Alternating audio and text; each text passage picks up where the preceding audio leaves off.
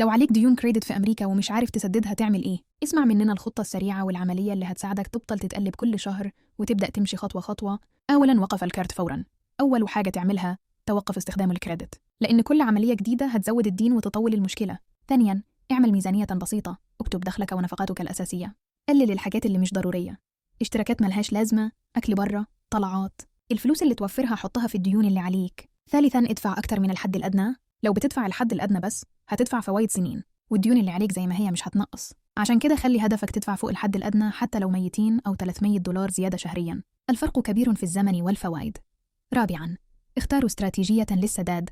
أشهر طريقتين هما طريقة الأفالانش، ابدأ بسداد البطاقة اللي عليها أعلى فايدة، هتوفر فوايد على المدى الطويل. طريقة السنوبول، ابدأ بأصغر دين عشان تاخد دفعة نفسية بسرعة، مفيدة لو محتاج حافز. خامساً، فكر في قرض شخصي للتوحيد. consolidation، لو الفوائد على الكريدت عالية، قرض شخصي بفايدة أقل ممكن يخف عليك. مثال، لو عليك $3000 وفايدتها عالية، قرض بفايدة أقل على 3 سنين هيقلل لك الفوائد وهيوفر لك جدول سداد ثابت. سادساً، عرض تحويل رصيد ب0% balance transfer، استخدم الخاصية دي بحذر. بعض البنوك بتديك فترة 0% لمدة مثلاً 12 شهر، لو تقدر تسدد في الفترة دي تكون حافظت على الفوائد، لكن خد بالك من رسوم التحويل ومن إن الفايدة بعد الفترة بترجع عالية. سابعاً، اتكلم مع البنك. تفاوض، اتصل بخدمة العملاء وقول لهم إنك محتاج مساعدة. في أوقات بيقدموا برامج تسهيل أو يخفضوا الفايدة لو عندك تاريخ سداد كويس. ثامناً، استشارة غير ربحية للديون. credit counseling، مؤسسات غير ربحية ممكن تعمل لك خطة دفع وتفاهم مع الدائنين وتقلل الفوائد أو الرسوم، دي خيار آمن بدل شركات التسوية المشبوهة. تاسعاً، لو الاتصالات وصلت لكولكشنز، اتصرف قانوني. لو شركة تحصيل بتتصل، اطلب منهم رسالة تثبت الدين كتابة validation.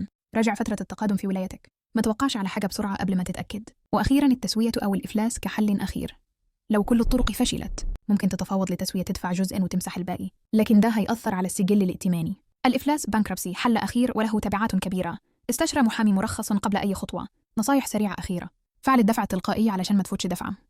سجل كل مكالمة بالبنك، تاريخ واسم الموظف وملخص الكلام. ابتعد عن شركات تطلب رسوم كبيرة مقدما وتوعد بنتائج سريعة، ده غالبا نصب. لو الحلقة عجبتك اعمل لايك وسبسكرايب وشاركني. بتسمعنا منين؟ ولو في أمريكا، في أنهي ولاية؟ إخلاء مسؤولية. الكلام ده للتوعية العامة، مش نصيحة قانونية أو مالية شخصية. قبل ما تاخد قرار كبير اتكلم مع محاسب ضريبي أو مستشار مالي مرخص.